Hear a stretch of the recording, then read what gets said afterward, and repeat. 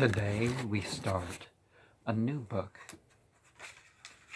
King Arthur and His Knights, by Elizabeth Lodor Merchant.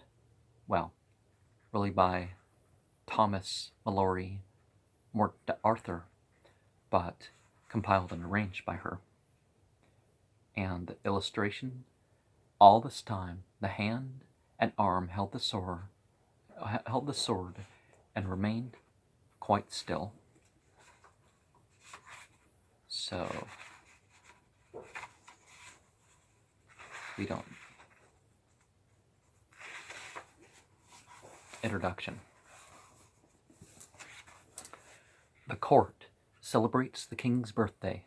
Nobles in velvet and miniver, ladies in silks and jewels, make the hall bright with color and gay with laughter, while swift servitors run back and forth with food and drink. Presently, at a sign from the king, one member of the group seats himself beside a golden harp and strikes a chord. In the silence that follows, he lifts his voice in a chant of the great deeds of a hero king, to which are likened the victories of the leader whose birthday is being celebrated. Applause interrupts the singer time and again as the story continues, for he sings the praise of Arthur, the hero most beloved of the people. Where are we? In southern England, perhaps?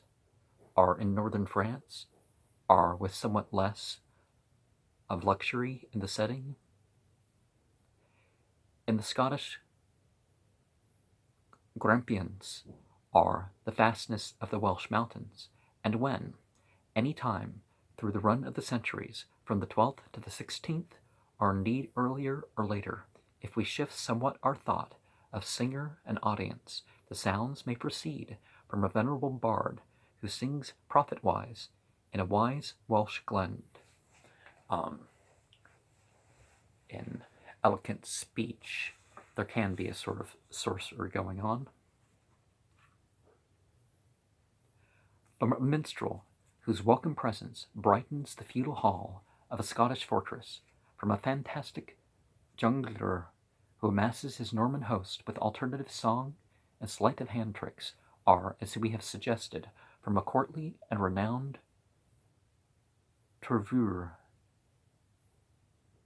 whom royalty greets with honor, we may well believe that the echoes of the song come back to us from far and lonely places. Fragments of it are on the lips of shepherd and swineherd, or pass into everyday allusion in marketplace and in humble homes. In Celtic Britain of the 6th century, through the intervening years to our own time, we find it appearing and reappearing as a favored theme.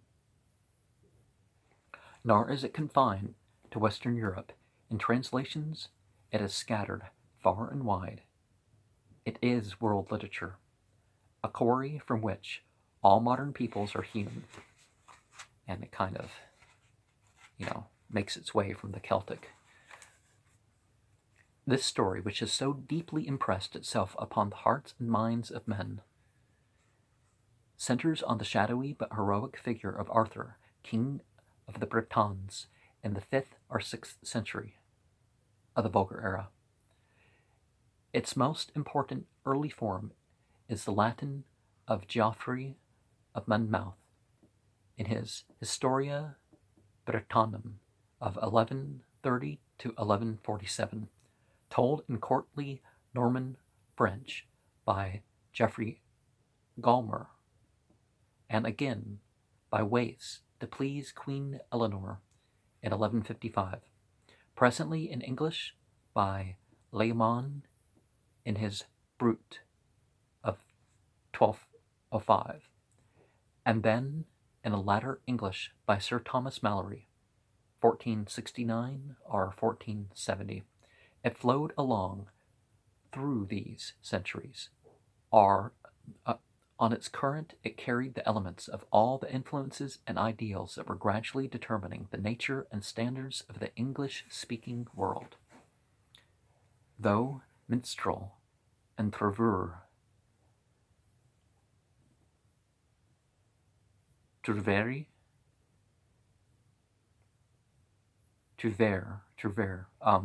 have long since vanished, and cold print has replaced chant and harp.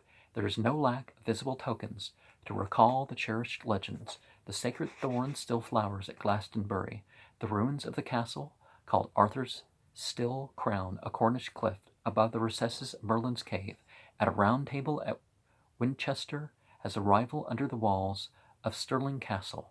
These places revive for the visitor the interest and even the conviction of an earlier time, and so stir his imagination that he hears the echo of ancient song or sees, as in dim, rich Camelot, the brave procession of Arthur's knights passing up to the great hall raised by Merlin's magic, while students in the particular field of Arthurian tradition find a keen interest in sifting the mass of legends to discover the obscure facts behind them.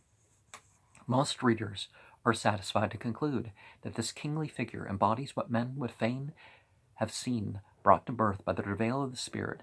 Had so fine a consummation been reached, we should like to know whether the Arthurian story began in Cumbria and Strathclyde, traveling south, or began in Wales and drifted south and east and across the Channel, or began in Cornwall and moved east. Still more significant is arresting is the spectacle of the metamorphosis which it undergoes as it reached the period of recorded literature. Stark trials of brute strength, courtly armors, religious ecstasy, a sense of obligation